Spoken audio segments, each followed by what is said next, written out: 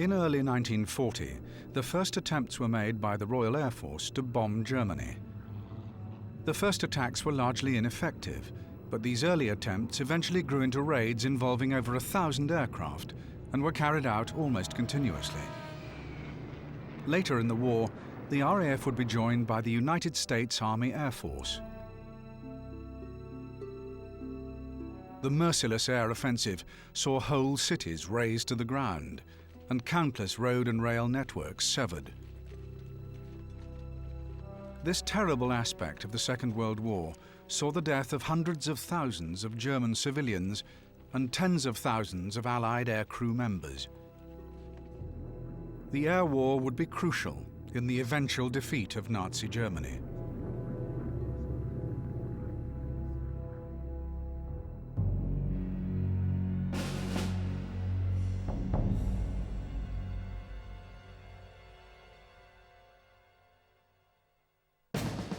Hitler's troops crossed the Dutch border on the 10th of May 1940 to begin their Western campaign.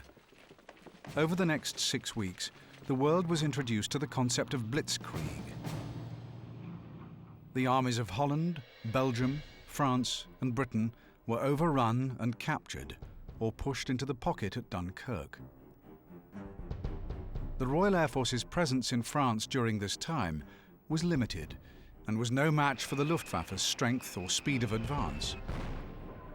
With the Allied evacuation of Dunkirk at the start of June 1940, and the formal French surrender towards the end of June, all eyes turned to Britain. Even as the battle for France was raging, the Luftwaffe was turning its attention to Britain. Piecemeal attacks were launched towards the coastal areas and some Allied sea convoys. Hitler had ordered that the RAF must be defeated before the planned invasion of Britain could take place. The Luftwaffe chief, Hermann Goering, had assured Hitler that this would be guaranteed. From the start of July until the middle of September 1940, Germany's Luftwaffe and Britain's RAF locked horns in a duel for control of the skies over England. Losses to both sides were heavy, as the battle edged in favor of one side and then the other.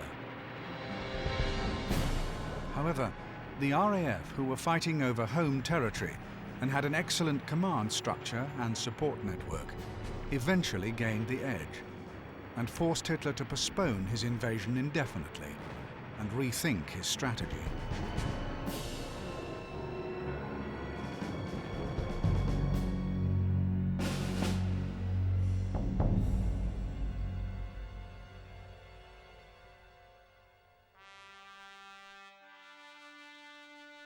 Winston Churchill was born on the 30th of November 1874. His early adult life was a mix of army service and politics. He gained fame as a hero of the Boer War and limited fortune as a political correspondent. He became an MP for the first time in 1900. 10 years later, he became the First Lord of the Admiralty, where he had a checkered history. Churchill was responsible for modernizing the Navy before the First World War, but he was also accountable for the ensuing disaster at Gallipoli. The interwar years saw him alternate between politics and writing. The writing kept him financially afloat, but his political life was less successful and made him many enemies. Crucially, Churchill was one of the few people who foresaw the danger that Adolf Hitler represented.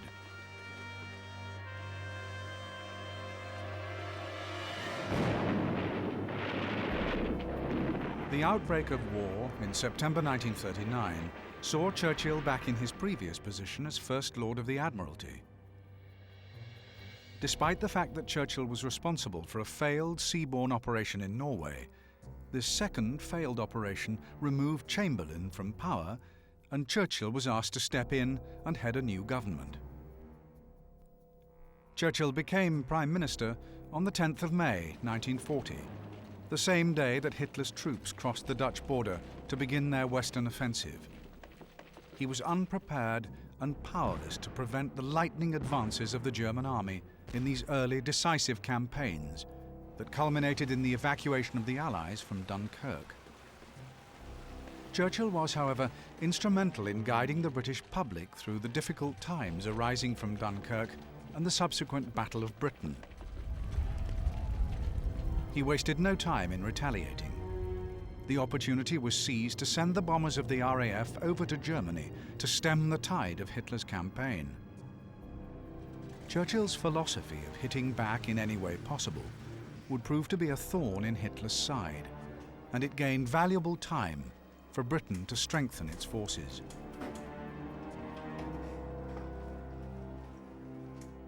Franklin D. Roosevelt was born on the 30th of January 1882.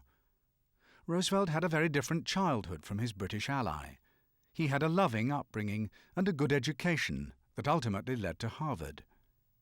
Having a family member, Theodore Roosevelt, as President of the United States, was influential in his decision to follow this path, and in his 20s, Franklin was determined to become a politician.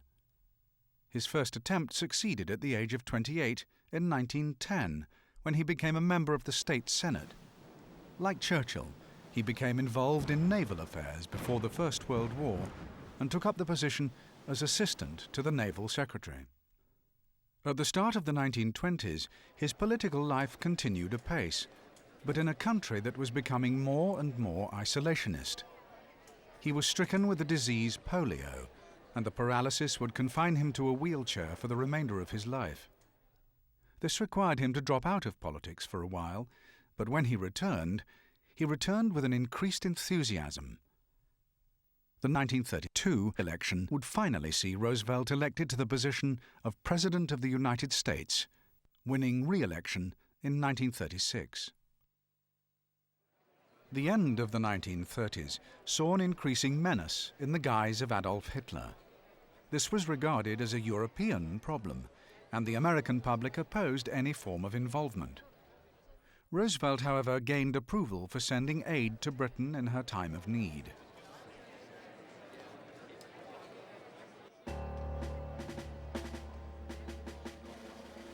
Hitler's declaration of war against America in the wake of the Japanese attack on the American fleet at Pearl Harbor on the 7th of December 1941 dragged America into the Second World War.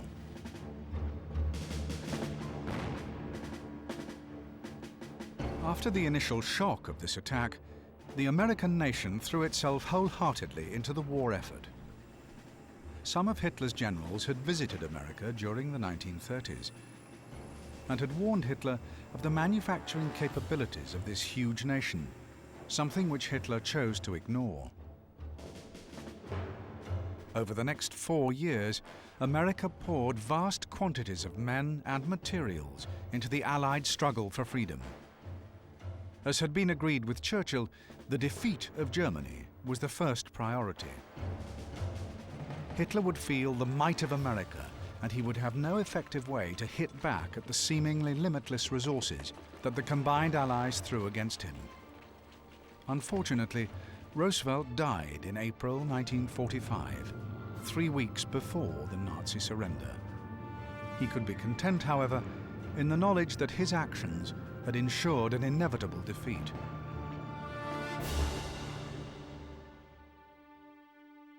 Adolf Hitler was born in April 1889. He had a difficult upbringing, with a father who could be brutal and alienating. He had a stronger bond with his mother, but she died before he was 20 years old. Like his adversary Churchill, Hitler's school years were not promising. His real passion was painting, at which he tried in vain to make a living. With the outbreak of World War I, he volunteered for service and found his sense of belonging and direction. During the next 4 years, he was decorated twice for bravery and also wounded and temporarily blinded. Following the Great War, he moved into the world of politics and discovered his skills as an orator. He became a member of the German Workers' Party in 1919, a party that he was soon to lead and rename the National Socialist German Workers' Party, or Nazi Party.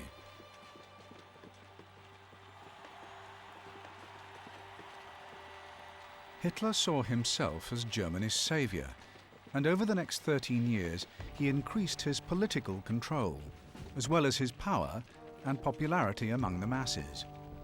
But after a failed attempt by the growing Nazi Party to overthrow the Bavarian government in 1923, Hitler was imprisoned for 9 months. He finally achieved his ambition of becoming German Chancellor in 1933, and wasted no time in gaining control of all aspects of German life. The years between 1936 and 1939 saw Hitler trying the patience of Western powers as he expanded the territories under his control. The gamble finally failed on the 3rd of September 1939, when Britain and France declared war on Germany over the invasion of Poland. Hitler's next objective was the speedy defeat of his enemies, and between September 1939 and June 1940, the soldiers of Poland, Holland, Belgium, France and Britain fell under the might of the Wehrmacht. These overwhelming victories left Hitler with the conviction that his chosen path was the right one. With the escape of the bulk of the British Expeditionary Force at Dunkirk, the remaining obstacle to the completion of total victory in the West was the surrender of Britain. To accomplish this, Hitler knew that the defeat of the Royal Air Force was essential. He entrusted this to his Air Force Chief Hermann Goering. If the Royal Air Force could be defeated, Hitler sustained the hope that the invasion of Britain would not be necessary. This invasion would be a very difficult task against an experienced and strong opponent.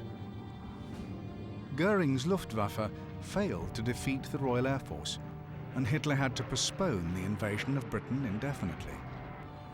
He then undertook his biggest gamble yet by invading Soviet Russia in June 1941.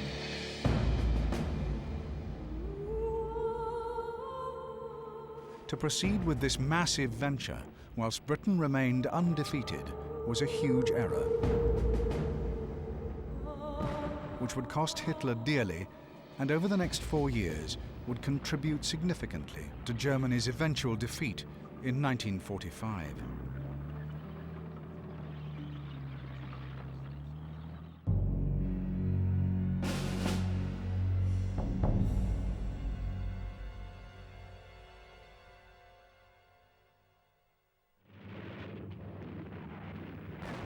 The Royal Air Force's defeat of the Luftwaffe during the Battle of Britain was critical to the survival of Britain.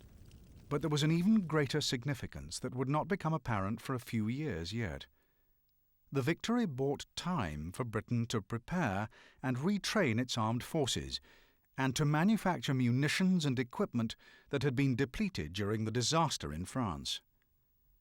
While all of this was taking place, Churchill decided to hit back in the only way possible at this stage of the war. The need for a strike force capable of carrying war overseas was essential. Introducing Royal Air Force bombers ensured that Britain could extend its reach over mainland Europe with ease. Most nations involved in World War I had made various attempts at using planes to deliver bombs. There were varying degrees of success, as the planes of the time were flimsy and slow. But Britain had developed her bombing techniques in the interwar years. They were convinced of the importance of the bomber and held the belief that the bomber would always get through. This not only enabled them to shape their offensive strategy, but also helped deal with the threat from an enemy force. Churchill's decision to hit back saw the use of the early two-engine bombers of the Royal Air Force, such as Whitleys and Blenheims. These planes ran into difficulties against the seasoned fighters of the Luftwaffe. It was only later, when the larger four-engine Lancasters and Stirlings were introduced, that things improved in Britain's favour. Hitler's declaration of war on America gave fresh weight to the bombing attacks over Germany. America had the use of advanced aircraft, such as the B-17 Flying Fortress, a high-altitude bomber that gave the Luftwaffe some real grounds for concern. Britain's refusal to surrender to the Germans in 1940 was fundamental to the Allied victory. If defeated, all British air bases would have been out of bounds to American aircraft. The combined efforts and tactical superiority of Britain and America would ultimately force Germany to accept defeat.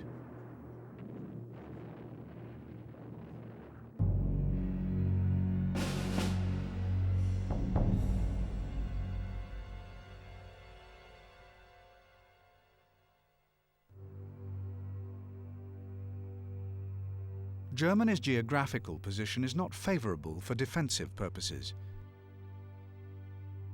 The political situation that was prevalent during the early part of the 20th century meant that potential enemies surrounded Germany, and some controlled large armies.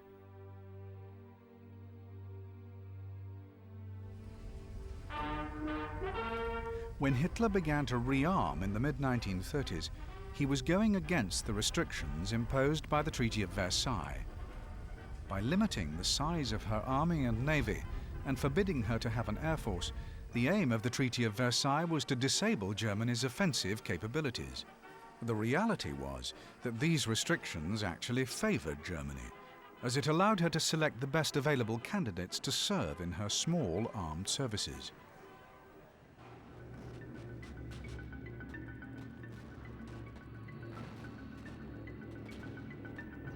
Hitler had an offensive strategy.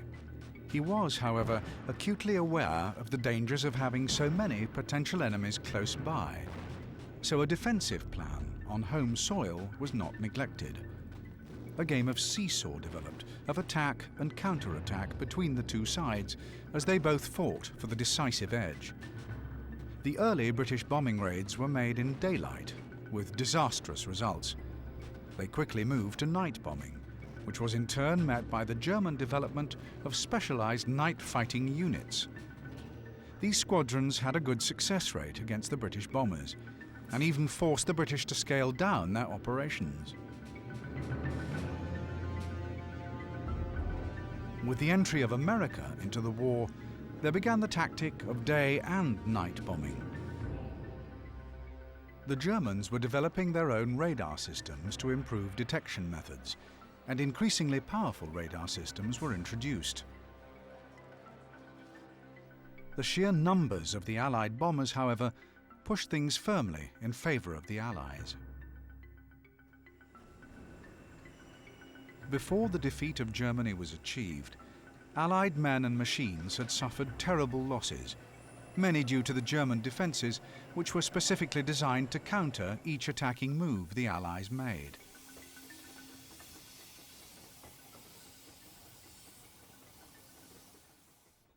An Allied pilot could expect many hazards on a typical bombing run over Germany. Flak ships were in position around the Dutch coast to give the attackers their first unpleasant experience. Based in Holland, Belgium and Germany were night fighter squadrons who developed their skills to a high degree and claimed many kills before the war's end.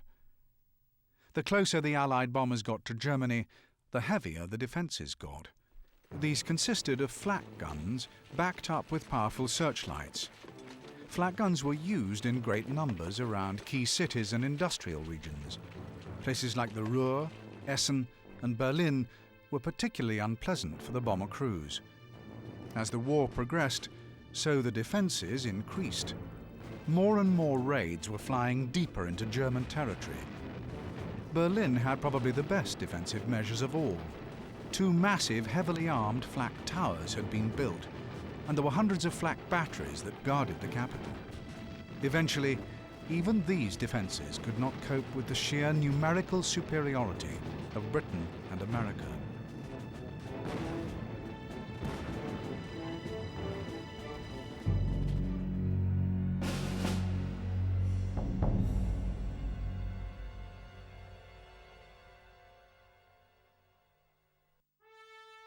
The Royal Air Force can trace its roots back to March 1912, when the formation of the Royal Flying Corps was approved.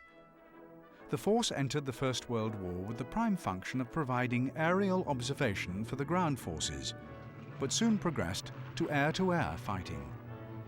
A further development saw aircraft designed to carry small bombs.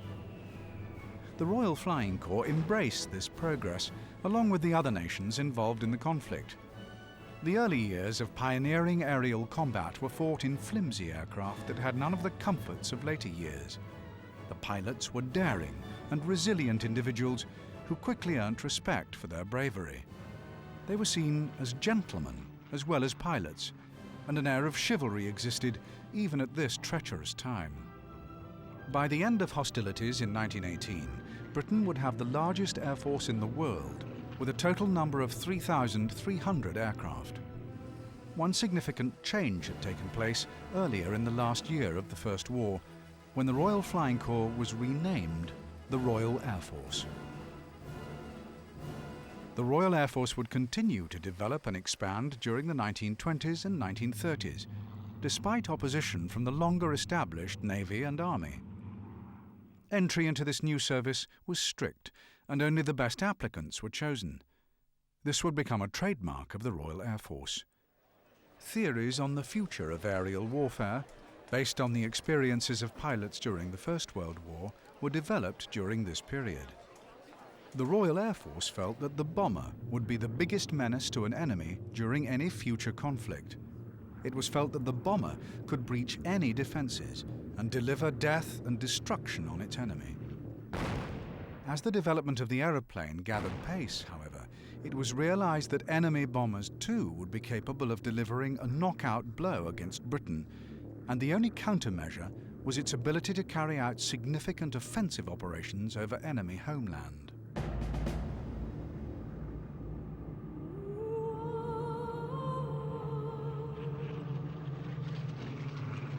The Royal Air Force developed its aircraft and training during the latter part of the 1930s, and in 1936, the expansion of this arm of service began in earnest. In July 1936, the Royal Air Force established separate commands that would be responsible for different areas of the air war strategy. The separate commands were Fighter Command, Bomber Command, Coastal Command, and Training Command.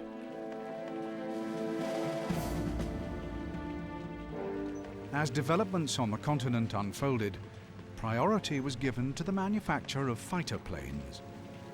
This move brought opposition from Bomber Command, but it was a decision that would actually help prepare and equip Britain with the tools that would prevent her defeat during the Battle of Britain in 1940. Once this victory was assured, the development of the bomber progressed at a fast pace. What lay ahead for Britain was unclear at this stage of the war, and this period is remembered as one of the darkest in Britain's history.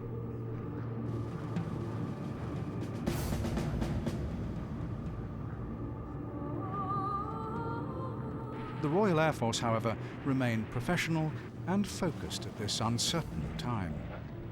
The aim was clear: the defeat of Germany.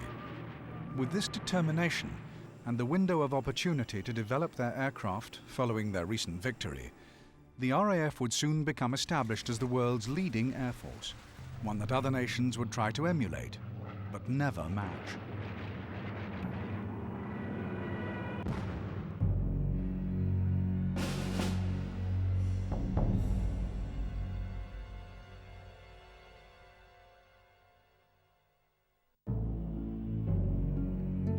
America's use of aircraft for military purposes can also be traced back to the years before the First World War. Indeed, they were the first nation to purchase and evaluate aircraft for military use. The Americans were pioneers in some important fields.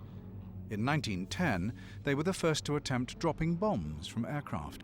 In 1912, they were the first to install bomb sights on military planes. Despite this, America was unenthusiastic about the bomber, and little progress was made following its conception. America did set up the US Army Air Arm, but would only have 20 planes available for use when the First World War started. The Americans entered the First World War in 1917, and although aircraft would not see action over the battlefields of Europe until the spring of 1918, they would have 740 aircraft on hand by the end of the war. The Americans would try to follow the lead set by Britain.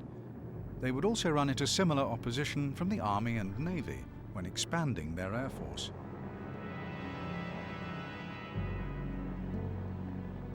The period immediately following World War I would see a dramatic scaling down of the American armed services, but this did not prevent further developments being made to their military aircraft.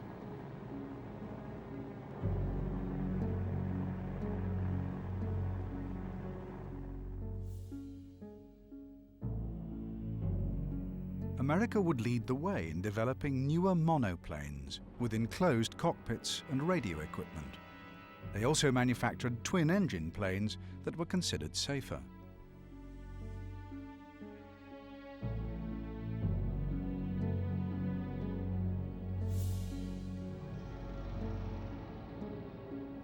By the outbreak of the Second World War in Europe, America was coming of age.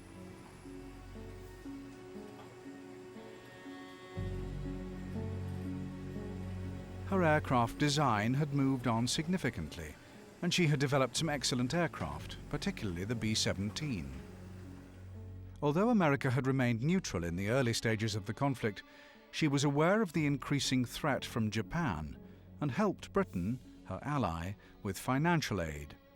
Furthermore, agreements were made between the two countries detailing their possible joint involvement in the war. The US Army Air Corps disagreed with the Allies on how to tackle the enemy. They had been observing British operations and felt that daylight raids would achieve greater accuracy than at night, and they were sure that their heavily armed bombers could protect themselves during these daylight operations. The Americans changed the name of their Air Force to the US Army Air Force in 1942. They would have a hard task ahead of them during the Second World War, but like their British counterparts, they were well led by very capable commanders. They also had the distinct advantage of immense industrial resources that would churn out vast quantities of war materials. At the end of the conflict, America would find herself in the position of having one of the strongest air forces in the world.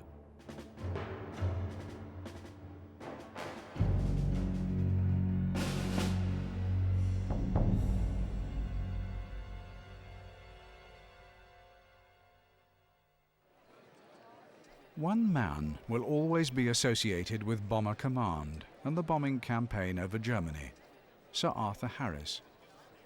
Assuming command in 1942, he had three predecessors: Air Chief Marshal Sir Edgar Ludlow Hewitt, who was in command at the start of 1940, his replacement, Marshal of the Royal Air Force Sir Charles Portal, who remained in his post until the 5th of October 1940, and Air Marshal Sir Richard Pearce. As soon as Pearce took over, he was given new directives for the continuation of the bombing campaign. These included the destruction of Germany's oil production facilities and other targets of opportunity. This was amended in January 1941, when oil-producing targets were given priority. March saw yet another change, when the target became the German U-boat pens and shipbuilding facilities. These changes showed not only the lack of resources available to the RAF at this stage of the war, but also the scope of the threat that Britain faced on all fronts. It was around this time that the attacks on civilian targets were tentatively introduced. Owing to the inaccuracy of the bombing raids, this was deemed a more effective use of bomber firepower. In November 1941, Pearce oversaw the biggest raid on Berlin to date, when 392 planes bombed the German capital. At the end of 1941, the bombing campaign was scaled back when the Butt Report confirmed what High Command had feared, that bombers were not as effective as first thought, and the cost to the RAF was unsustainably high. Top-level talks soon took place, which would determine the future of the Allied bombing campaign, and in January 1942, Pearce was removed and given command in the Indian Ocean Theatre of Operations. Air Chief Marshal Sir Arthur Harris took command of the bombing force in mid-February 1942 and held the post until the end of the war in Europe. just before he assumed command, a new strategy had been decided. Area bombing, as it was named, would see direct attacks upon densely populated areas rather than specific military targets. The aim was the collapse of the enemy home front and morale. This controversial decision was the brainchild of Sir Charles Portal and the Air Ministry. But Arthur Harris set about enforcing the new policy with enthusiasm. He had worked in the higher echelons of the Air Ministry in the early part of the war, and his move to the command of the bomber force seemed a natural progression. He introduced the concept of repeated heavy bombing of specific targets, as opposed to the scattered bombing that had taken place previously. The targets he chose were also older towns that were known to consist mainly of wooden buildings that would easily catch fire. He set about destroying these with incendiary bombs. Harris became known as Butcher Harris among his air crews, a title that was appropriate for the man who would play a large part in the deaths of over 500,000 German civilians. But before he reached his objective, there were some hard months ahead. In the period after he assumed command, the results from the bombing campaign actually worsened. It would take some time for the odds to shift in the Allies' favour.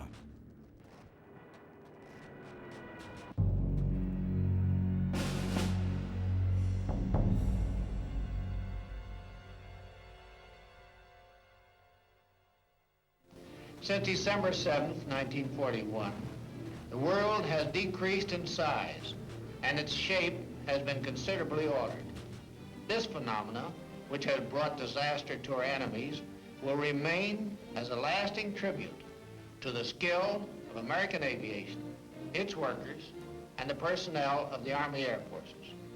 In less than 4 General years, Harry H. Arnold was born on the 25th of June, 1886, and he became an officer in the American Army in 1907. He joined the Signal Corps in 1911 and soon after qualified as an Army pilot. The Signal Corps had an aviation school, and Arnold became one of the instructors. He remained in administrative posts during World War I, but during the 1920s and 30s gained steady promotion until in 1938 he was appointed Chief of the Air Corps. Towards the end of 1940, he was the Chief of Staff for Air, and later rose to overall command of the Army's Air Arm in 1941. Early in this year, Americans began to arrive in Britain in the role of observers. With America's entry into the Second World War, this changed to an all-out effort to establish air bases in Britain, for which Arnold was responsible. He also saw the establishment of the 8th Air Force and chose its commanders. the Army Air Forces played an important part in winning the war. It is equally important to ensure our winning the peace that America remain what it is today, the leading air power in the world. General Arnold would remain a prominent figure throughout the war and would finish with the rank of 5-star general. You and every American can play your part in maintaining the freedom and security for which we have all fought by buying and holding bonds. General Carl A. Spaatz was born on the 28th of June, 1891. His first commission was as an infantry officer in 1914. He held various posts throughout the First World War, and by 1918 he was a pilot with the 2nd Pursuit Group, where he shot down 3 enemy aircraft. Spaatz continued his military career during the next 2 decades, and by the mid-1930s he was training as a general staff officer. By early 1939, he was the executive officer to the Chief of the Air Corps. Posted to Britain as an observer in 1940, by 1941 he was General Arnold's assistant and held the rank of Brigadier General. Spaatz returned to Britain in 1942 as First Commander of the 8th Air Force, and later the same year moved to the Mediterranean theatre. 1944 saw him return to Britain as the commander of the United States Strategic Air Force.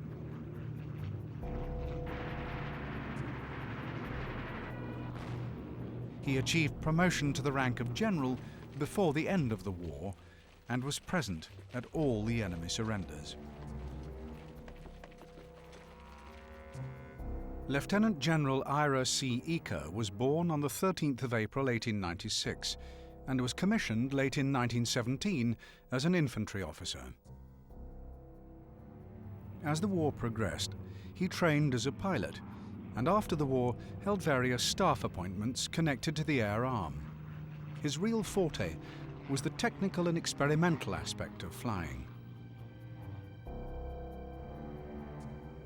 Towards the end of the 1930s, Eaker was working with General Arnold in writing new theories on air warfare. By 1940, he was the executive officer to the Chief of the Air Corps.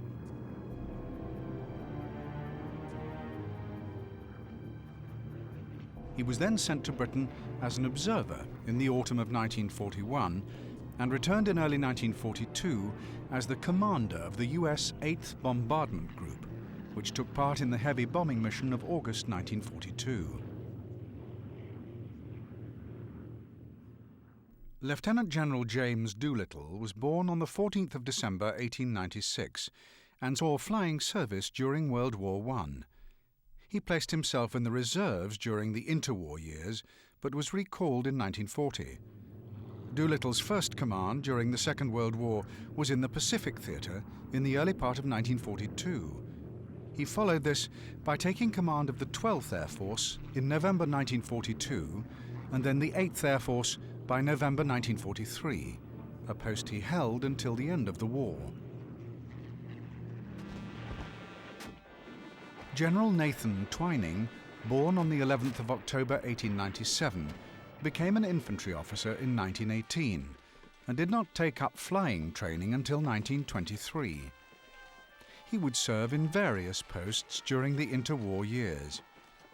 Twining spent much of the war in the Pacific Theatre, and by 1943 he was a brigadier general and the commander of the 13th Air Force. This capable commander was given the control of the 15th Air Force at the end of 1943, and he held this post until the end of the war in Europe.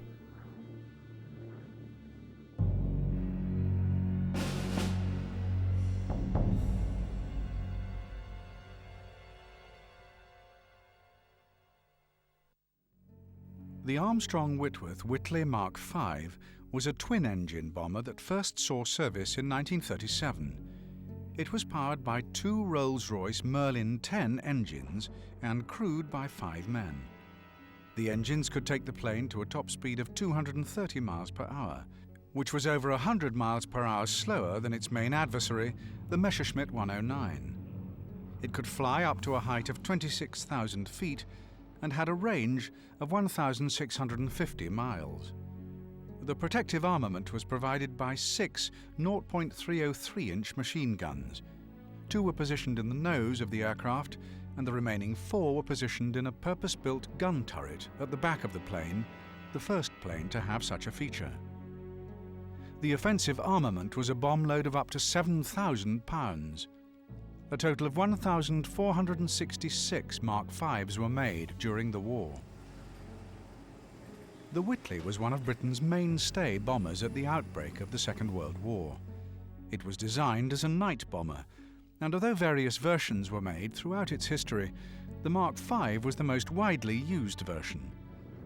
This was a slow aircraft in comparison to the later 4-engine bombers of the Royal Air Force, and it was easy prey for the much faster German fighters of the Luftwaffe.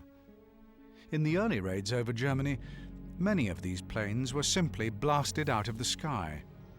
In the first 2 or 3 years of the Second World War, however, the Mark V and its stablemates helped to buy time for Britain, allowing her to develop larger, faster, and more effective bombers. The Vickers Wellington came into service in 1938 and was another of the early 2-engine bombers. It was powered by Rolls-Royce Merlin engines and could achieve speeds of up to 270 miles per hour. It had a 6-man crew. The operational height of the Wellington was up to 23,500 feet, with a range of 2,200 miles. It was protected by 4 0.303-inch machine guns, 2 positioned in the front and 2 in the rear. The aircraft's maximum bomb load was 4,500 pounds. Affectionately nicknamed the Wimpy by its crews, the Wellington was probably the best two-engine bomber that the Royal Air Force possessed at the start of World War II. It was used extensively in all of the early bombing raids over Germany, including the first 1,000 bomber raid. It was known for its ability to sustain huge damage, yet remain in the air. The Wellington underwent various design modifications during the war, and a total of nearly 11,500 had been built by 1945. The Stirling was the first four-engine bomber to enter combat service with the Royal Air Force. It made its debut in August 1940, but was never used with much effect until the start of 1942. Four Bristol Hercules 16s provided the power which gave a top speed of 270 miles per hour, and its operational range was 2,300 miles. The Stirling's 8-man crew could fly the plane to a height of 17,000 feet. Protection was provided by a total of 8 0.303-inch machine guns, 2 positioned in the nose turret, 4 in the rear turret, and 2 in a small turret in the roof of the plane near the rear. The bomb-carrying capacity was 14,000 pounds. The Stirling plane was a purpose-built heavy bomber that had few flaws, although the relatively low operational height of the plane left it susceptible to flak batteries and roving night fighters. In addition, the bomb bay had a design fault and was restricted to carrying smaller bombs. There were a total of 1,630 bomber versions of the Stirling made before the war's end. The Avro Lancaster was the mainstay heavy bomber of the Royal Air Force during the Second World War. It first saw service at the start of 1942. 4 Rolls-Royce Merlin 20 engines could propel the aircraft to a top speed of 285 miles per hour. The ceiling height was 19,000 feet with a range of 1,730 miles, and it was under the control of a 7-man crew. The armament was provided by 8 0.303-inch machine guns. The gun layout was the same as the Stirling, with 2 guns in the nose, 4 in the tail, and the remaining 2 in the roof to the rear. The bomb load was up to 18,000 pounds. The Lancaster is without doubt one of the most famous aircraft that has ever flown. Its design had its roots in the earlier 2-engine bombers, but these needed modifications to allow a heavier bomb load and longer operational range. It was loved by its crews for its sturdiness, good handling, excellent gun layout, and large bomb load. There were over 7,300 examples of Lancasters built during the war. From its introduction in 1942 until the end of the war, the plane would be responsible for dropping over half of the total RAF bombs that fell on Germany.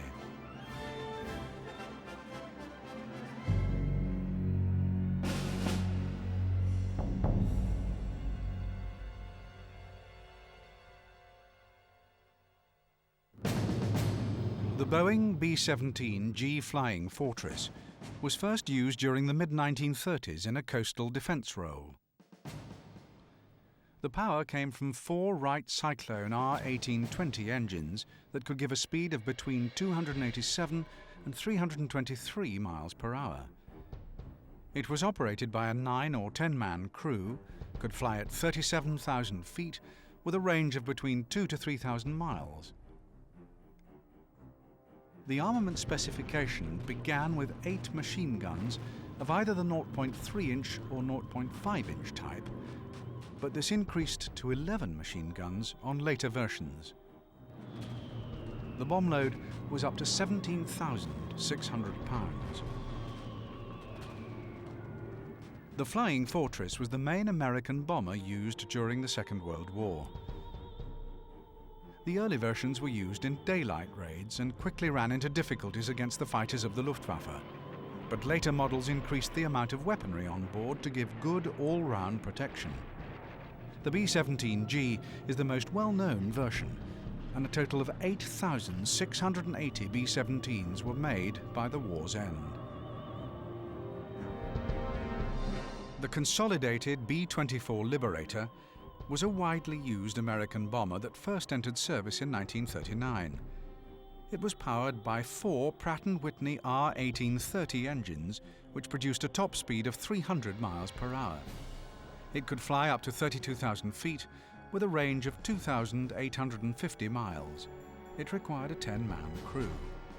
The armament was provided by 10 0.5-inch machine guns, and the bomb load was up to 12,800 pounds. The Liberator saw extensive service in a number of roles, including coastal defense, bomber, and trainer. There were almost 18,500 models made, more than any other bomber in history.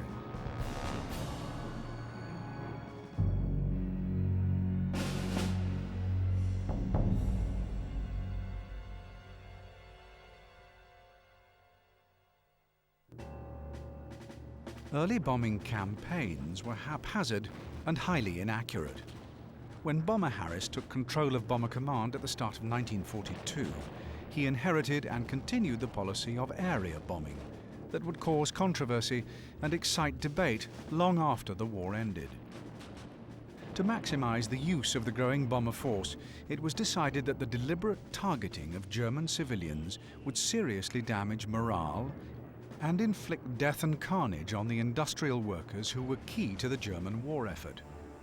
Harris strongly believed in this new concept and set about enforcing it with all his power.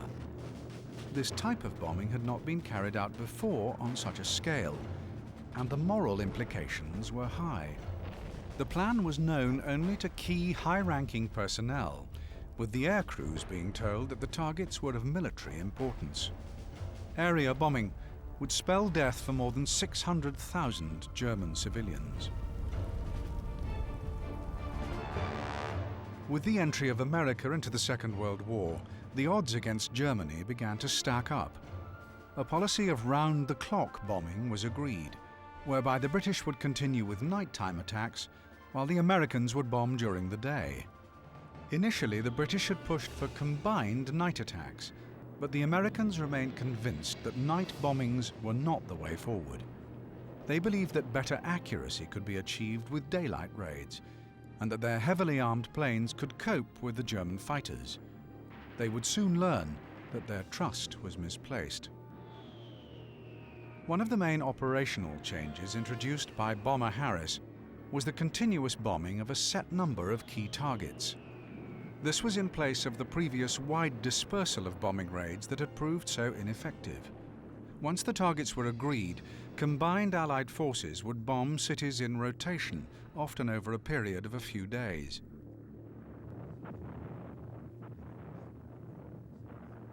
The phenomenon of firestorms would add a new and terrifying aspect to the horrors of modern warfare. Although cities would not be completely destroyed, the amount of death and destruction caused by the raging fires would be unprecedented. The first phase in this new tactic involved the dropping of larger, high-explosive 4,000 and 8,000-pound bombs, which were designed to create large craters. These would hamper the efforts of the emergency services when fighting the fires. These bombs would be followed up with smaller blast bombs that were designed to smash the windows of the buildings and punch holes in the roofs. The final phase was the dropping of the deadly incendiary bombs. These would start fires that would be assisted by the flow of air through the broken windows and damaged roofs. The spread of the fires would be rapid, as the targets chosen for this new tactic were the older cities with high numbers of wooden buildings. The result was a firestorm, which would spread rapidly and gain in intensity. Many people were killed by asphyxiation. As a final misery, time delay mines would then explode as the firefighting crews tried to contain the fires. This new terror would claim the lives of at least a third of all civilians killed in bombing raids over Germany.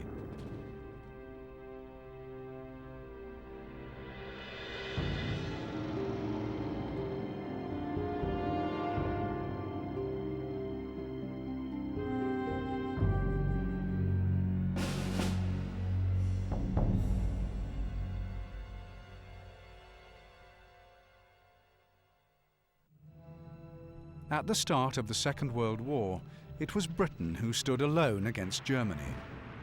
Britain's course of action was determined by necessity, and an element of fate would bring about America's involvement. The situation facing the Allies was a grim one indeed. The forces of Hitler's Germany had encompassed vast areas of Europe, and by the time America entered the war, the Germans had advanced to the outskirts of Moscow. The Allies would face an uphill struggle in their attempts to gain the upper hand, and they entered the aerial war with no idea of how things would progress. The only common goal was their firm conviction to remain in the war and to fight the enemy in every way possible. They had very little idea of what the enemy possessed or what the enemy was capable of. But they would not have to wait long to discover the true potential of Hitler's forces. Forces that would exact a terrible price from Allied airmen.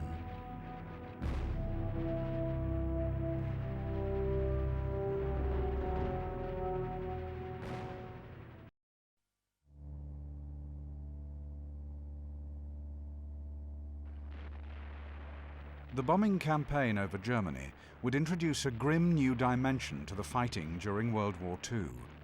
It was now total war, a new and savage era in which technology would lead the way as each side struggled for supremacy.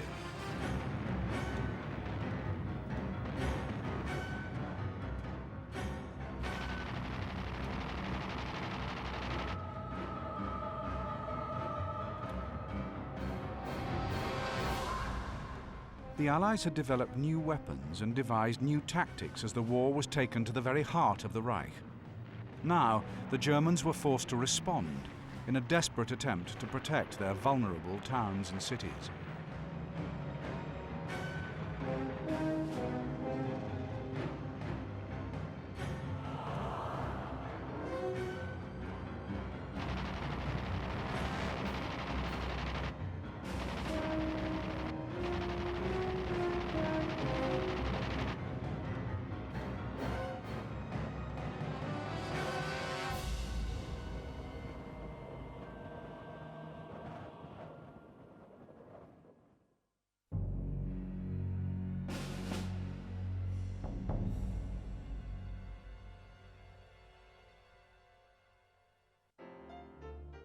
Like the rest of the major nations, Germany had experimented with various uses of aircraft prior to the First World War.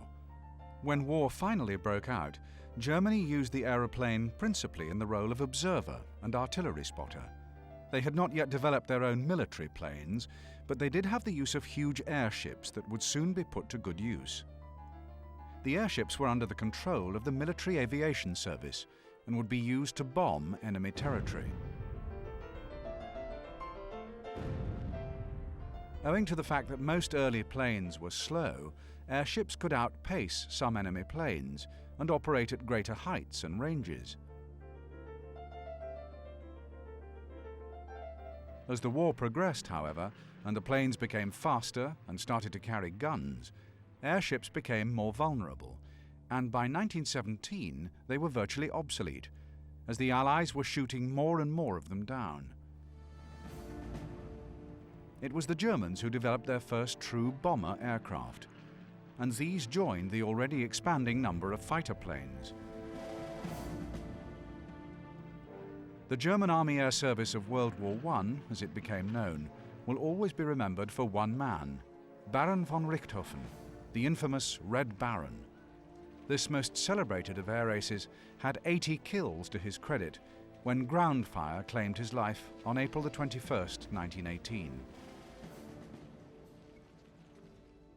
The period after the First World War would see severe restrictions placed upon Germany by the victorious Allies. As part of the Treaty of Versailles, Germany was forbidden to have an air force, although this did not stop development of German aircraft, as manufacturers continued to make new types of planes, some of which were designed with military capabilities in mind.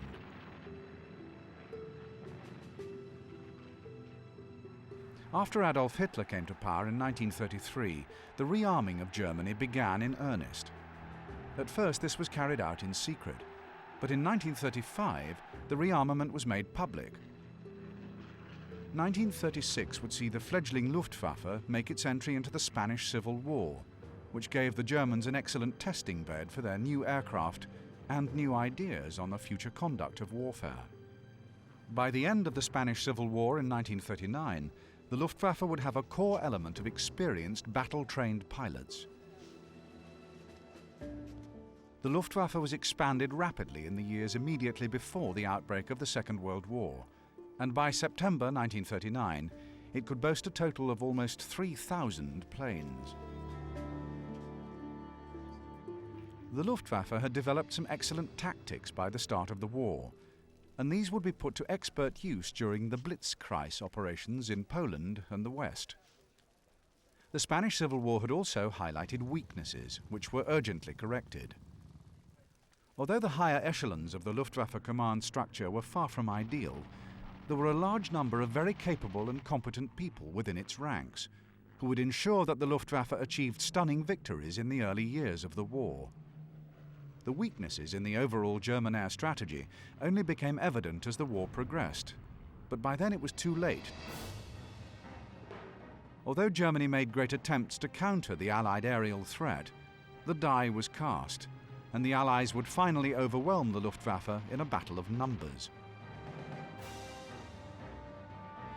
Although the Luftwaffe was eventually defeated, their early victories remain a symbol of what can be achieved with complete cooperation between ground and air forces.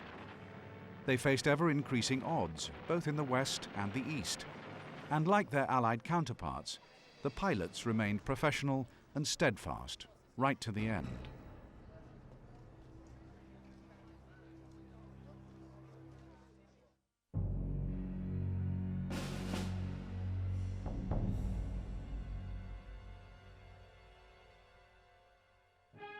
Field Marshal Hermann Goering was a Bavarian who became a highly successful fighter pilot after arthritis made him unfit for infantry duties during World War I. The holder of the Pour le Mérite, Germany's highest imperial battle decoration, Goering was the last commander of 1st Fighter Wing, the famous Richthofen Squadron. After the war, Goering became a leading light in the new Nazi party, forming a close friendship with Adolf Hitler. Shot and wounded during the abortive beer hall putsch in Munich in November 1923, Goering nevertheless continued his prominence within the party and was made Prussian Minister of the Interior in Hitler's first cabinet of 1933. When Hitler announced the formation of the Luftwaffe in 1935, Goering was made its commander-in-chief. Goering was a big man with an even bigger ego, and his vanity would certainly contribute to his eventual downfall. None of this was evident, however, during the heady days of the Spanish Civil War and the invasion of Poland, which saw the Luftwaffe sweep all before it. It was only when faced with the determination and skill of the RAF during the Battle of Britain that the first cracks appeared in the Luftwaffe's seemingly invincible facade. Thereafter, the previously close relationship between Hitler and Goering became tense and strained. Confronted by the prospect of diminishing influence over the Führer, Goering began to make a series of unsustainable promises. No bombs, he vowed, would fall on Berlin, and the army at Stalingrad would be supplied from the air by the Luftwaffe. His behavior became increasingly erratic, and he became increasingly dependent on drugs. Gradually, Goering neglected his duties, and the Luftwaffe paid the price. After a telephone call to Hitler in April 1945, during which he indicated his willingness to act as the Führer's successor, Goering was arrested for treason, stripped of all his ranks, and expelled from the party. He surrendered to the Americans on the 8th of May and gave a spirited defense at the subsequent Nuremberg trials in October 1946. Convicted of war crimes and sentenced to hang, Goering committed suicide by cyanide poisoning on the 15th of October, 1946. Lieutenant Colonel Joseph Kamhuber served for the duration of World War I, ending the war with the rank of second lieutenant. During the interwar years, he served as a member of the Reichsheer, where he trained in secret for the forbidden General Staff. After training as a pilot, he was one of a number of army officers that were transferred to the then still secret Luftwaffe in 1933. From then until the outbreak of the Second World War, he trained as a night fighter pilot, and by 1937 he was chief of the organizations branch. He was on active duty during the campaign in the West in 1940, when he was shot down and captured by the French. Fortunately, he was released after the French surrender. After his return to Germany, Colonel Himmelbett was placed in command of the night fighter arm of the Luftwaffe. The 1st Night Fighter Division was formed on the 20th of July 1940. The plane that was first used in this role was the Me-109, which was soon replaced by the Me-110. This plane remained the backbone of the night fighter units for the duration of the war. Himmelbett was responsible for a number of innovative measures during his command, which included the defensive system known as Himmelbett. Under his command, the night fighters would take a heavy toll on the Allied bombing formations. However, disagreements with Goering saw him move to a command in Norway in 1943. His period of command coincided with some of Germany's most difficult times, and although Himmelbett did not bring about the defeat of the Allied bombing campaign, he did, on many occasions, force the Allied commanders to rethink and reassess their tactics. Colonel Hans-Joachim Herrmann was a bomber pilot during the early part of the war and was responsible for sinking a dozen Allied ships, achievements which won him the Knight's Cross. He then transferred to the night fighting wing of the Luftwaffe and led an experimental unit, the JG-300. He constantly put forward new tactical ideas, chief among which was the wild boar strategy. Hermann later controlled the 9th Air Division and finished the war in command of the Ram Commando Elbe. He was, by this stage of the war, the holder of the Knight's Cross with oak leaves and swords.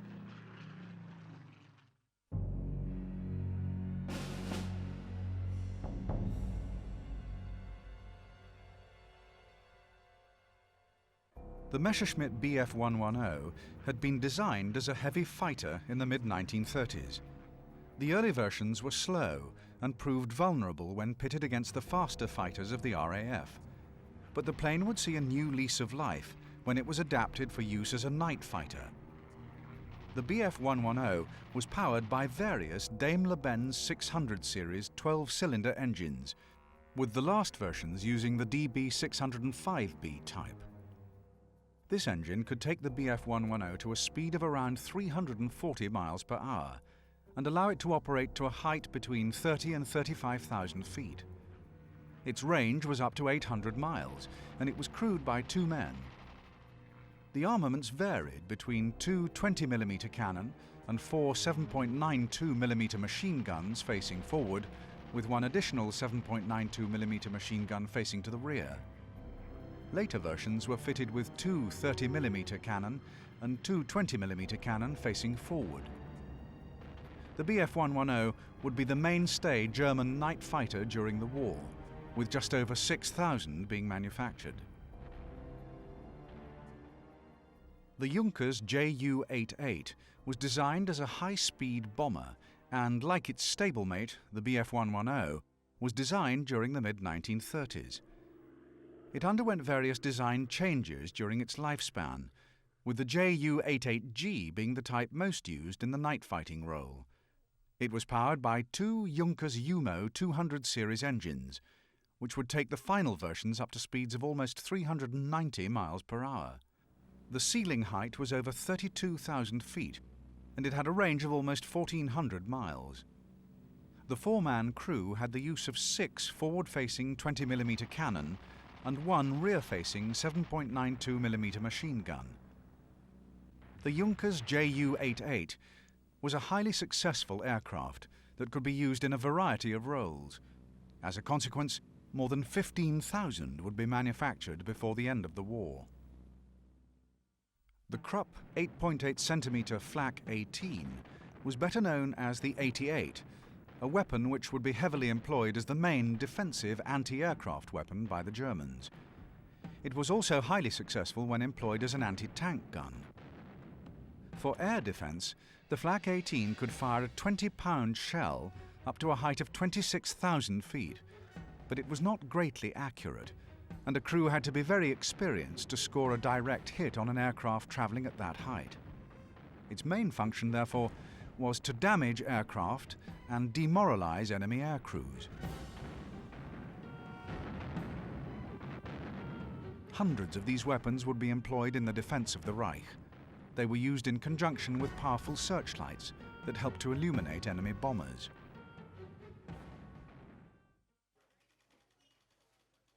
The Himmelbett radar system was a network of radar first employed in 1941 to detect and locate incoming enemy bombers.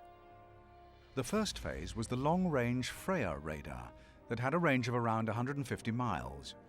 This was backed up with the shorter-range Würzburg-Riese that had a range of around 20 miles. The shorter-range radar could give height, speed, direction, and also the size of the incoming enemy formation. A second Würzburg then directed night fighters to intercept these enemy formations. Operated from a central station, the control system was a Seeberg table that used light points to represent each plane, a red light to indicate an enemy aircraft and a blue light to indicate a night fighter. The 160 separate radar stations were spread out over the entire area of France, Belgium, Holland, Germany, Denmark, and northern Italy. The Himmelbett system was designed for defense in breadth and not in depth, and if the Allies managed to break through, they had almost free rein to deliver their deadly payload upon the cities and towns of Germany. A shortage of night fighters also hindered the Himmelbett system, preventing its better use. The Schlagermusik, or jazz music, consisted of a set of two cannon positioned in the roof of the night fighter in between the cockpit and the tail. These were angled at 45 degrees and faced forward. The weapon was not received well at first, but capable pilots used it to excellent effect, and its usage was increased. Taking advantage of the lack of armaments beneath an enemy aircraft, the night fighter would fly underneath an enemy bomber and fire a burst from the twin cannon, which would usually be aimed at its wings and fuel tanks. There were great dangers, however. Many night fighter aircraft were taken down with the enemy plane as it burst into flames.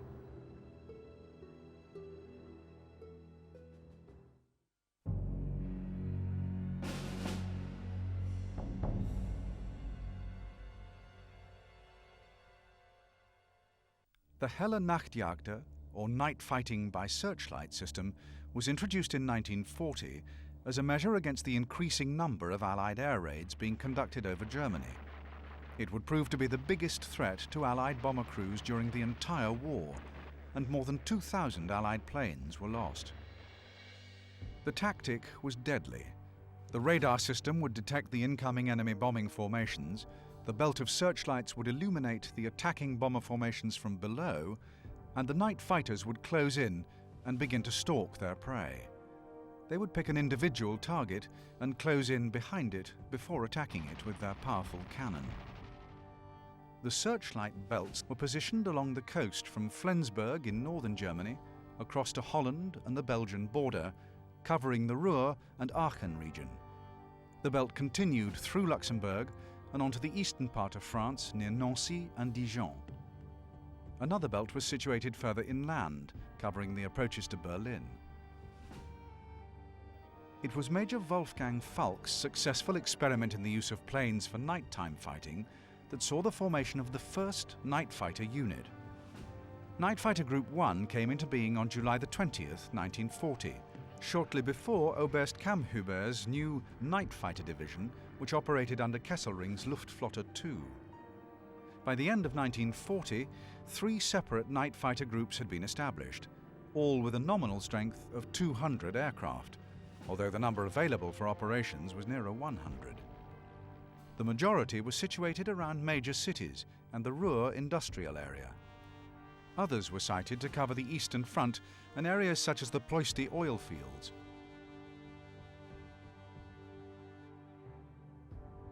The wilde Sau, or wild boar tactic, was the idea of Major Hans-Joachim Herrmann.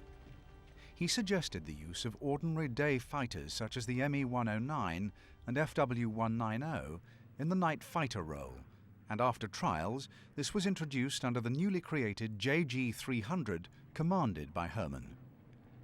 The tactic was simple and would become a main feature of Germany's defensive battles in the latter stages of the war. The principle was similar to the Himmelbett system, in that use would be made of the searchlights in illuminating the enemy bomber formations. The planes under Herrmann's control would then fly high above the bombers and attack at will, using visual identification methods only. This unit's success would see the formation of new wild boar units, and also an entire new fighter division that would have Hi-O Herrmann at its head. This tactic was not always popular, however. Pilots were not trained for this type of operation, and single-engine fighters were not ideally suited to night fighting. Vernachtjagd, or long-range night fighting, was designed to take the fight to the enemy when they were at their most vulnerable, aiming to catch them when they were taking off at the start of their operations or to intercept them during their outward journey. Sometimes they would try to ambush them on the return journey to their home bases. The strategy had varying success and was never mounted on the scale of the night fighter attacks over the continent. It was difficult for the officials to confirm kills by the night fighters, and operations were officially suspended towards the end of 1941. The pilots, however, did continue to stage this type of operation and inflicted losses upon the Allied bomber crews.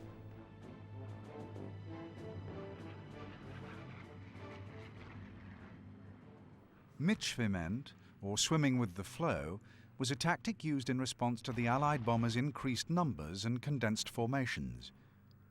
The Luftwaffe fighters would fly into the stream of Allied bombers and travel with the formation.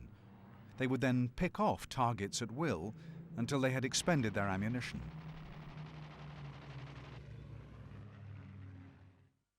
In a role reversal of an unexpected kind, night fighters were used in conventional daylight raids or daylight sorties. Like the wild boar pilots, the night fighter pilots were being asked to fight in alien conditions, and the twin-engine planes were too slow to be fully effective during the day.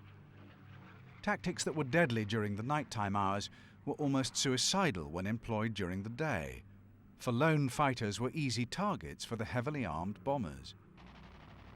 Daylight sorties were yet another attempt to counter the threat from Allied bomber formations, which would result in further losses for the Luftwaffe, losses that they could ill afford.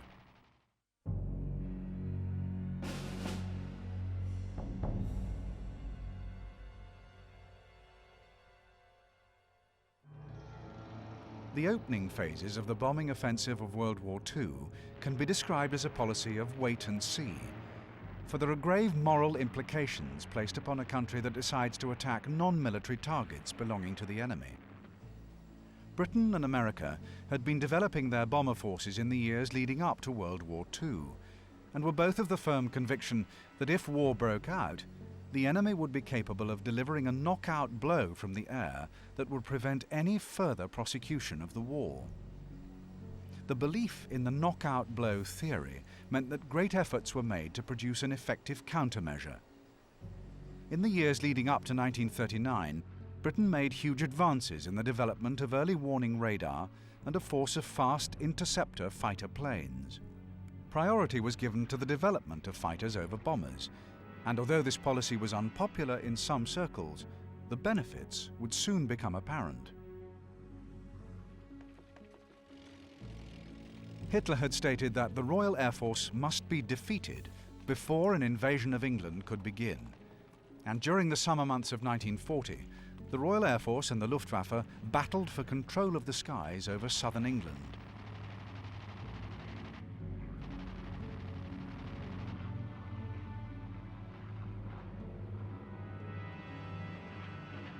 Luftwaffe bombers attacked military targets such as airfields and radar stations, but difficulties were becoming apparent even at this early stage of the war. The fact was that accurate bombing of a target, even in daylight, was extremely hard. What was more, targets were not attacked often enough to render them permanently unusable. As the total defeat of the RAF became an unrealistic aim for the Luftwaffe, they switched tactics to concentrate on the bombing of London and other non-military targets. Even here, shortcomings were apparent, for the two-engine bombers lacked the range and load-carrying capabilities to deliver the decisive victory needed.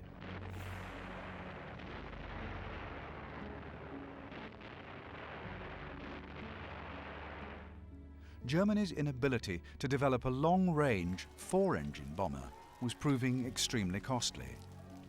While the bombs dropped on Britain's cities and ports, the Allies were making their own plans to take the air war to Germany.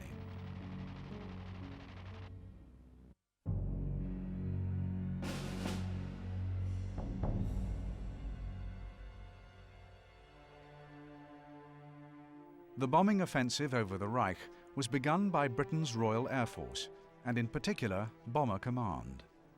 This force was built up slowly from 1936, and by the outbreak of the war in September 1939, Bomber Command had 53 squadrons available, although, like Germany, not all were operational.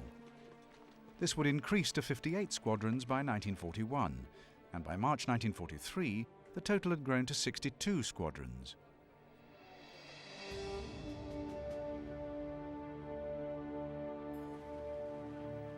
The number of aircraft available at the start of the war was a mere 300. This was clearly not enough for Bomber Command to prosecute an effective bombing campaign. Although the numbers available did increase, it was not until the advent of the heavy four-engine bombers that the effective campaigns could begin.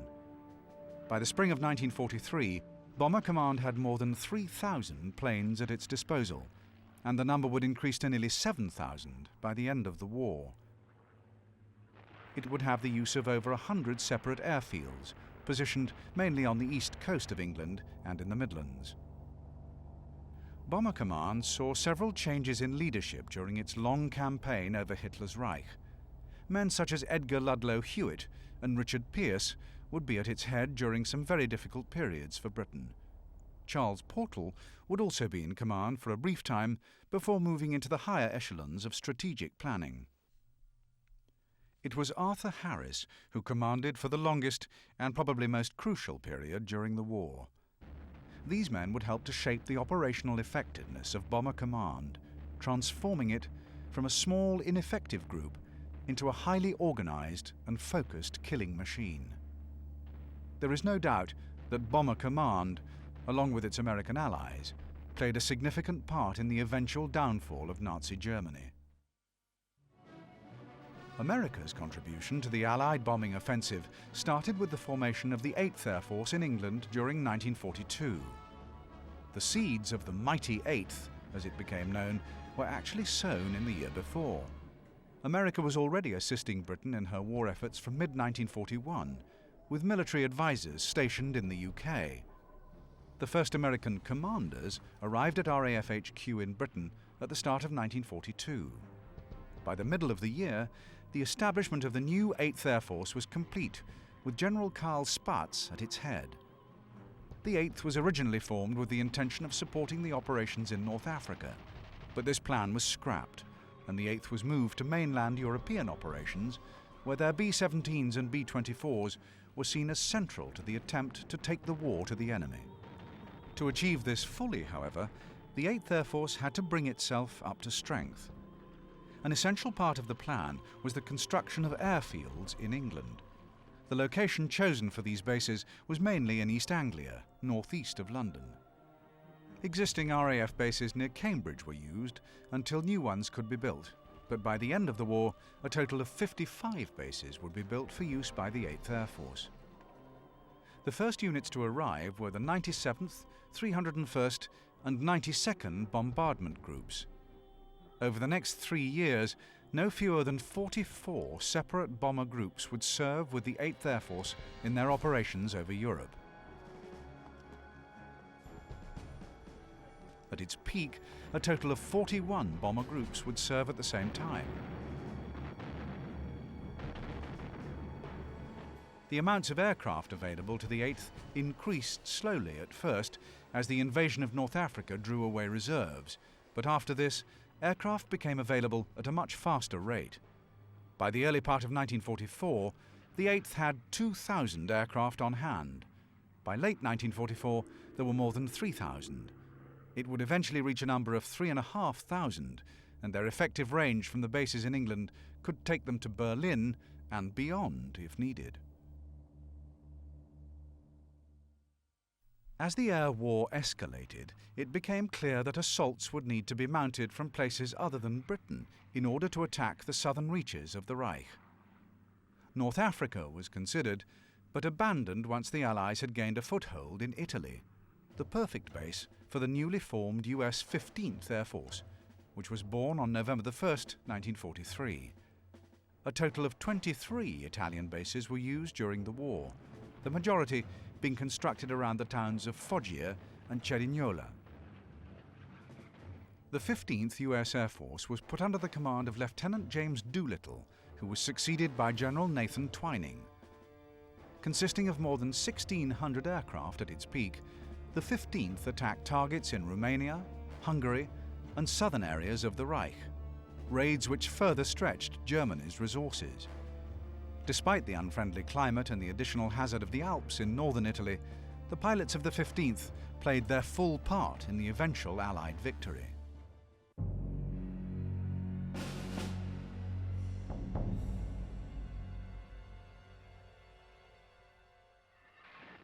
It was in the early part of May 1940 that Britain delivered its first bombing attacks on Germany. These attacks were small but significant. They demonstrated Britain's willingness to forego any moral constraints and accept that civilians would be killed. At that stage of the war, no other country had taken such a step.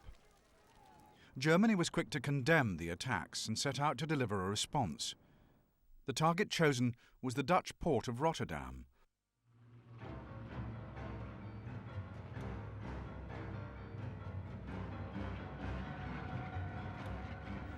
The attack was ferocious and demonstrated the extent of Germany's bombing capabilities against a poorly defended target.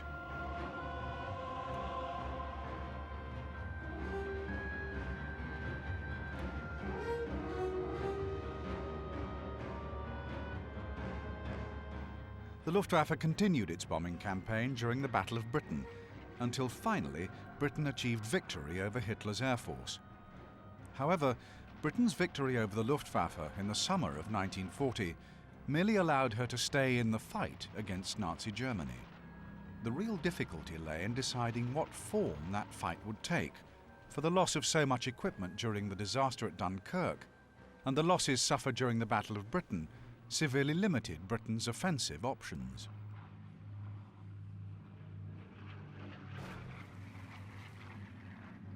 Churchill was keen to show that Britain still had fight left in her, and with the help of the Air Ministry, the fight back began. Even as Britain was fighting for her life in August 1940, Bomber Command sent a raid all the way to Berlin, the heart of Nazi Germany. Throughout 1940, there were tit-for-tat bombing raids by Britain and Germany on each other's home soil, while the Royal Air Force attacked areas other than Berlin, with the main target being Germany's oil supply.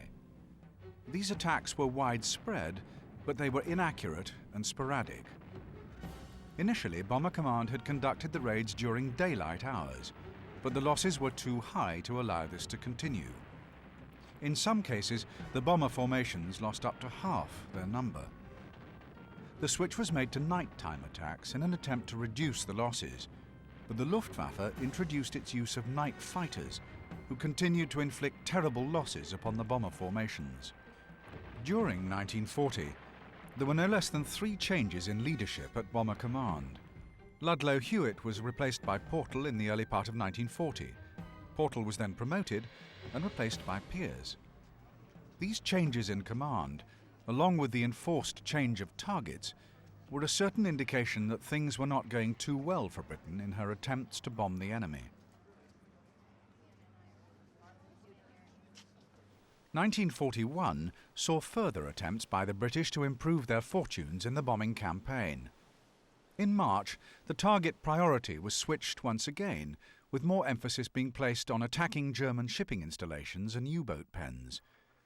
This was an effort to try and curb the production of the U-boats and ships that were inflicting such terrible losses on the merchant ships bringing vital supplies to England.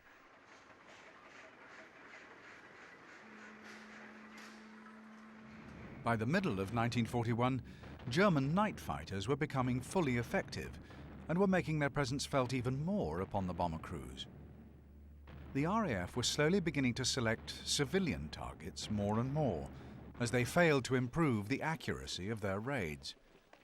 At the end of 1941, Pearce would oversee the biggest raid of the war so far, when 392 planes attacked Berlin. But owing to the poor overall results, and with no hope of improvement, the raids were scaled back. Around the same time, a report into the effectiveness of the raids so far was published. The Butt report concluded that the raids were too inaccurate and the cost to Bomber Command, both in crew and machines, was too high to justify their continuation. Britain was indeed entering her darkest period.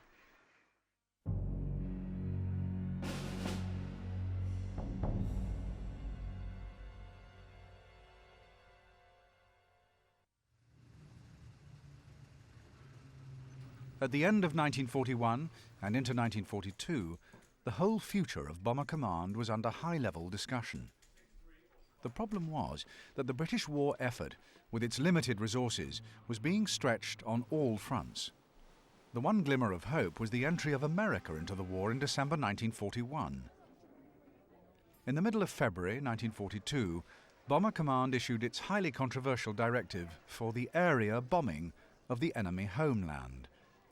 It was decided that attacks would be made on selected, densely populated cities in an attempt to undermine the morale of the German home population. As the bombers still did not have the technology to deliver their bombs with greater accuracy, it was decided that this new tactic, area bombing, would be the most effective use of the bomber force. Other crucial decisions were made during 1942. One was the appointment in February of Air Chief Marshal Sir Arthur Harris to replace Pearce.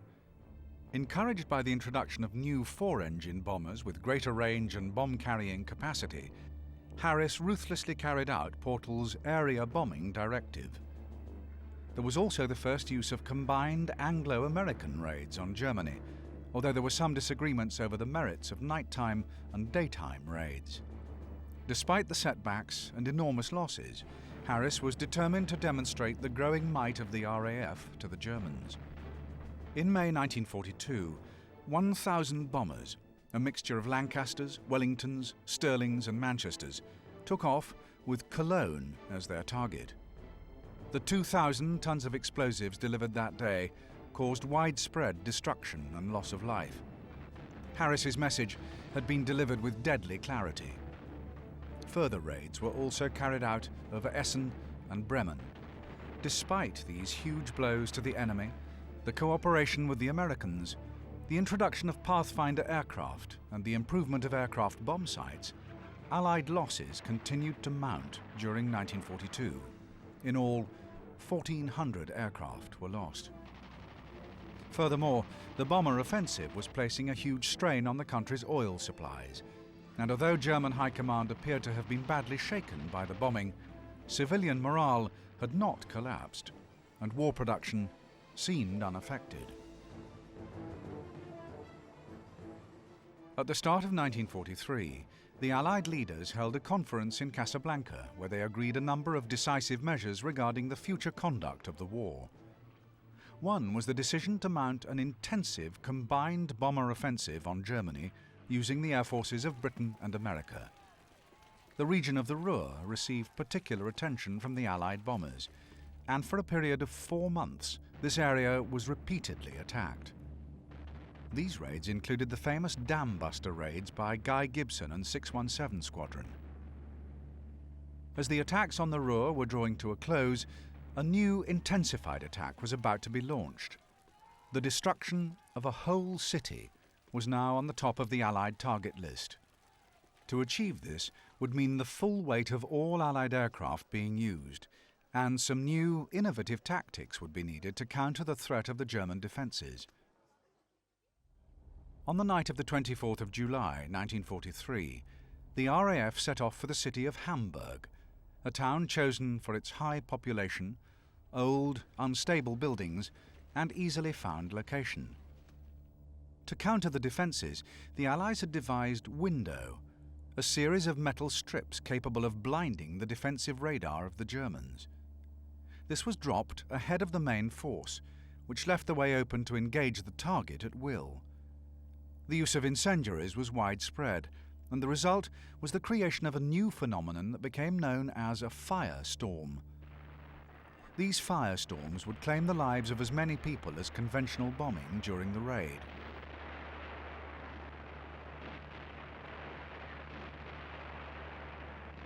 The Americans then attacked Hamburg during daylight hours on the 25th and 26th of July and added to the carnage below them. The RAF returned on the night of the 25th and then once more on the night of the 27th of July. A final attack came on the 29th of July. Each time, the fires were intensified and civilians suffered further horrendous losses.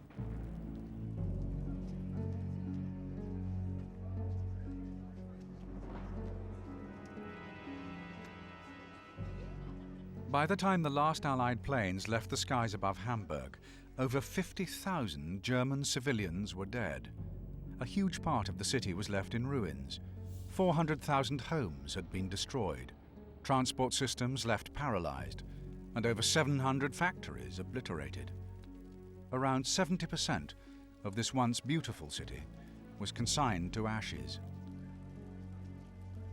The Nazi capital of Berlin was targeted next, with the Allies sending sorties from August to the end of 1943.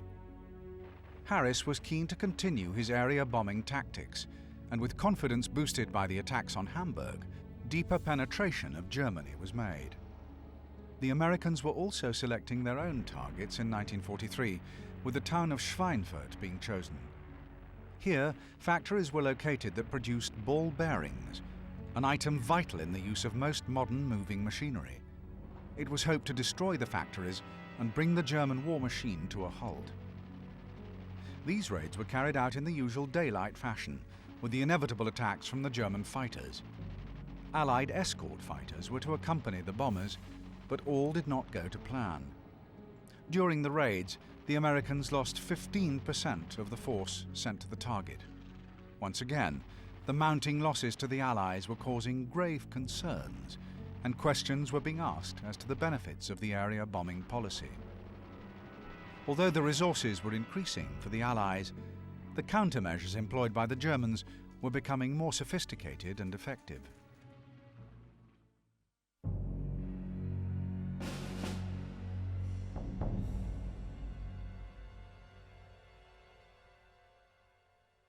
"1944 did not begin well for the Allied bombing campaign. They were suffering continuous losses against the expert fighter pilots of the Luftwaffe, and High Command were once again voicing their concerns.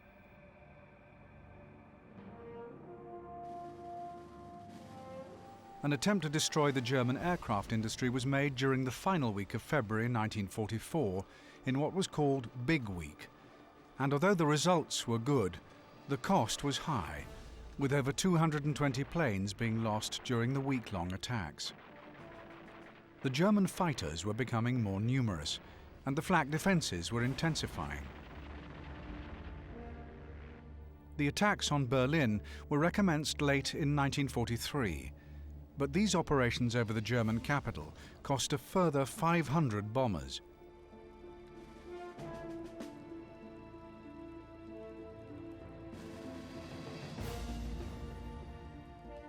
In March 1944, the attention of Bomber Command was diverted away from the towns and cities of Germany and directed against the targets identified for the forthcoming Operation Overlord, the long-awaited invasion of France.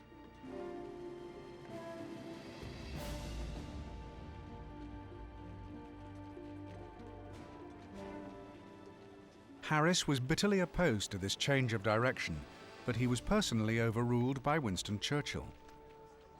Although prospects did not seem bright for the Allied bombing attempts in early 1944, things were starting to shift slowly in their favour. The leaders responsible for the conduct of the bombing operations were determined to defeat the enemy by sheer weight of numbers, and they were convinced that the time was near when they would be able to overwhelm the Germans and finally defeat them.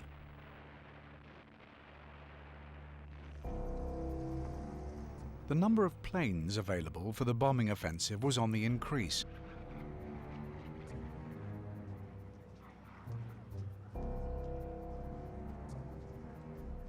Radio direction finding was now available to aid the accuracy of raids. More importantly, the use of long-range American escort fighters was becoming more frequent, with their drop tanks that allowed them to carry more fuel in order to remain over enemy territory for longer.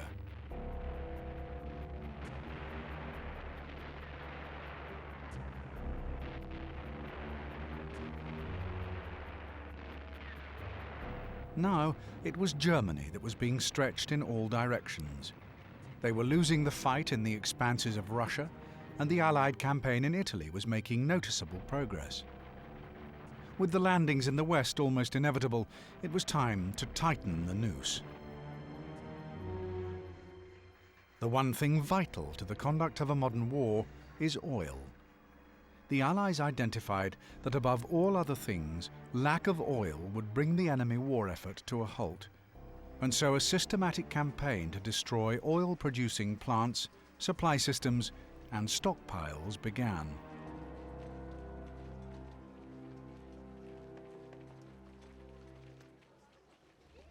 The raids over the Reich were becoming heavier and heavier, and it was felt that the time was right to deliver another fire raid upon a German city. Darmstadt was to receive its death blow between the 11th and 19th of September 1944. The RAF went in first, using the tried and tested methods employed in Hamburg. In the first hour alone, conventional bombs killed over 10,000 civilians. The incendiary bombs came next, and the recorded temperature of the attack in the city exceeded that suffered by the residents of Hamburg. The result, however, was the same. Over 50% of the city was destroyed, and tens of thousands of civilians lost their lives. The attacks upon the infrastructure of the Reich were finally delivering the sort of results envisaged in the early stages of the war. All essential supplies, oil, water, road and rail network, were under severe pressure, and the combat capabilities of Hitler's Germany were being fatally undermined.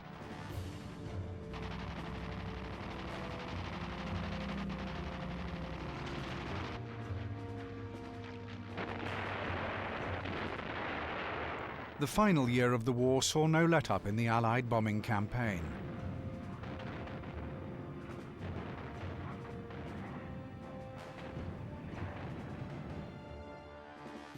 The Luftwaffe employed increasingly desperate measures, but they were too little, too late. The jet fighters of the Luftwaffe did strike fear into the heart of the Allied bomber crews, but there were simply not enough of them to turn the tide of the war.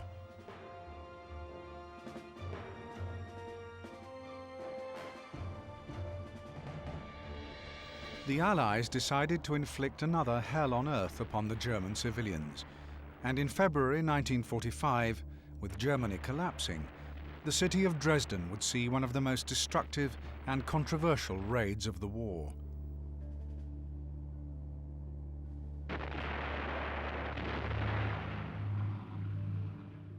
From the 13th to the 15th of February 1945, more than 2,000 Allied bombers flew over Dresden and dropped their deadly cargo.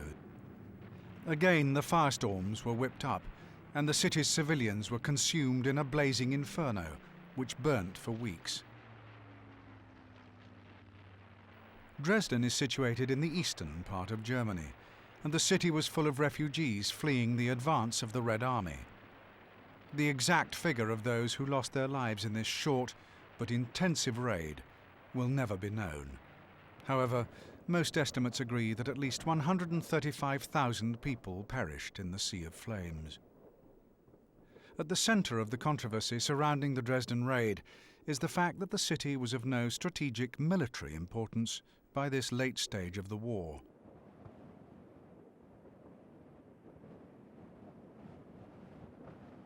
Other German towns and cities were also bombed right until the end of the war.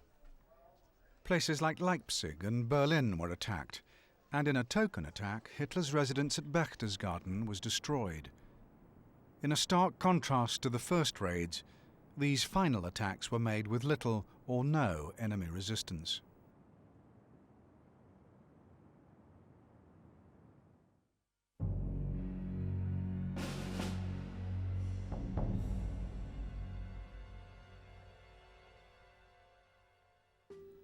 The belief before the start of the war was that the bomber alone could bring an enemy country to its knees.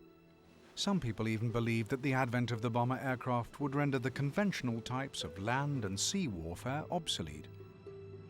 As the war progressed, it was soon discovered that this belief was ill-founded. As the problems of mounting bombing missions over enemy territory became clear, the tactics and tools were adapted and redesigned to meet the needs of the planners. Consideration had to be given to the threat from the enemy defences, which were strong and well coordinated.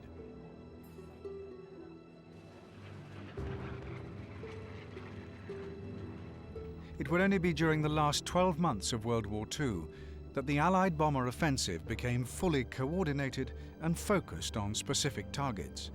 By then, the German war effort was near breaking point, and intense aerial bombardment helped to push the Germans to eventual defeat. The Allies did not bring about the defeat of Nazi Germany using this aerial warfare alone, but the part played by strategic bombing in the destruction of the enemy's ability to wage war was significant. The losses to the German civilian population were put at over 1 million casualties.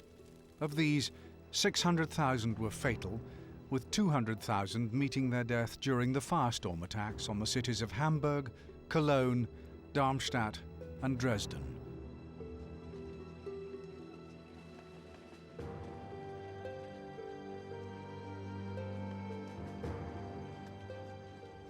It is estimated that around 1 million Germans were involved in manning the defences of the Reich during the war, a sizable portion of their available manpower.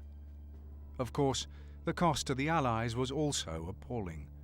Between them, the bomber crews of Britain and America suffered deaths amounting to 115,000 personnel. The total number of bomber aircraft lost was almost 17,000. The air war over Germany firmly established the role of the strategic bomber in future wars, a role that was confirmed during the final weeks of the Second World War, when a single US bomber delivered the first atomic bomb upon the helpless Japanese civilians of Hiroshima. The advent of the atomic age was upon us.